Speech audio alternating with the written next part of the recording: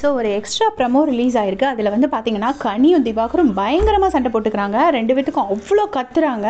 என்ன அப்படின்னா, திவாகர் வந்து நான் இப்போ கேமை விட்டு வெளியே போயிட்டேன், இனிமேல் நீ என்ன உனக்கு மரியாதை கட்டுரும் அவ்வளோதான் அப்படிங்கிற மாதிரி பயங்கரமாக திட்டுறாரு. அப்போ கனி சொல்கிறாங்க, நான் அங்கே கேமுக்கு எது தேவையோ அதை தான் பண்ணேன், அதை விட்டுட்டு என்னை வந்து கோழி மூட்டி அது இதுன்னுலாம் நீங்கள் வந்து போயிட்டு கேமராவில் ரெஜிஸ்டர் பண்ணால் நான் சும்மா இருக்க மாட்டேன், அது எப்படி நீங்கள் அப்படி சொல்லலாம், உங்களுக்கு அவ்வளோதான் மரியாதை அப்படிங்கிற மாதிரி பயங்கரமாக திட்டுறாங்க. ஏன்னா கனி வந்து இந்த மாதிரி அரோராவை சொன்னது தப்பு, மன்னிப்பு கேட்கணும்னு சொல்லியிருப்பாங்கல்ல, அதை தான் இவர் வந்து கோழி மூட்டி திட்டிருக்காருன்னு நான் நினைக்கிறேன். ஸோ இப்படி வந்து சொல்கிறாங்க. சொன்னோடனே இப்போ திவாகர் வந்துட்டு இல்லை உனக்கும் அவ்வளோதான் மரியாதை, அப்புறம் மரியாதை கெட்டுரும் அப்படின்னு நான் அப்படி தான் சொல்லுவேங்கிற மாதிரி திவாகர் சொல்கிறாரு.